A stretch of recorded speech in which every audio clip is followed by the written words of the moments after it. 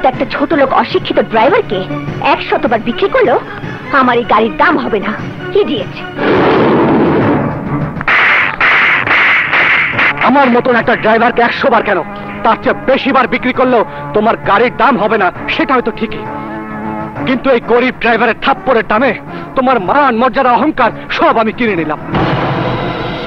বাহ বাহ, এই না হইলে পুরুষ। প্রকাশ্য দিবা লোকে মানুষের সামনে একটা মেয়ের তার যোগ্য পুরস্কার দেয়া তুমি প্রমাণ করলা। সামান্য একটা ট্যাক্সি দেবার হইলেও তোমার ভিতরে পুরুষত্ব আছে, অপরাধীর শাস্তি দেওয়ার সাহস আছে। আমি তোমার সাহস আর পুরুষত্বের শ্রদ্ধা জানাই। আখি আজ ভার্সিটি থেকে ফিরতে এত দেরি করছে কেন?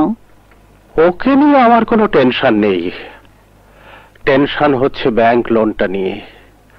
সুদে আসলে কত টাকা হয়েছে তা আল্লাহই জানে। আখি, কি রে মা, কি হয়েছে? এত দেরি করলি যে?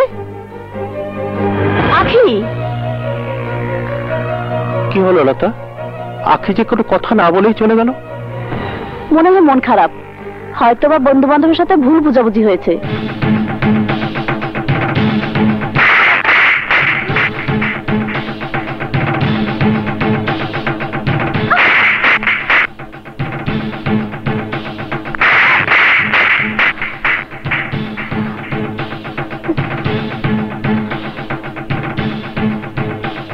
না, সামান্য একটা ট্যাক্সি ড্রাইভারের কাছে আমি হার মানতে পারি না। শাস্তি ওকে পেতেই হবে। কিছু হয়নি তো ভাই? তোর কবজিতে নাকি অনেক শক্তি হয়েছে, তাই তোর কবজি নিলামে উঠেছে।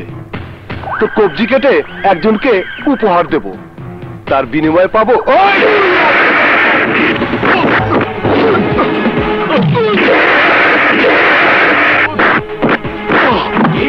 আমার দোস্তরে লাত্তি মারছো, এ হালার ভোলা খাড়া দে।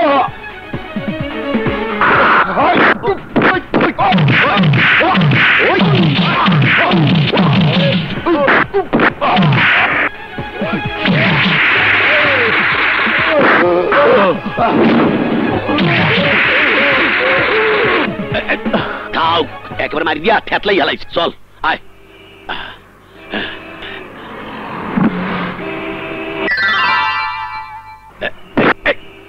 আবার কি হলো?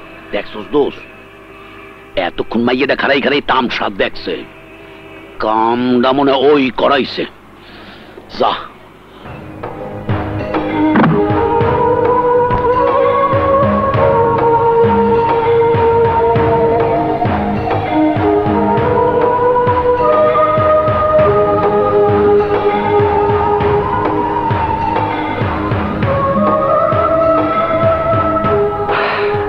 অপরাধ করেও যদি অপরাধবোধ না হয়, তাহলে মন থেকে কোনোদিন শান্তি পাওয়া যায় না। আর তাই তোমাকে শাস্তি পেতেই হবে।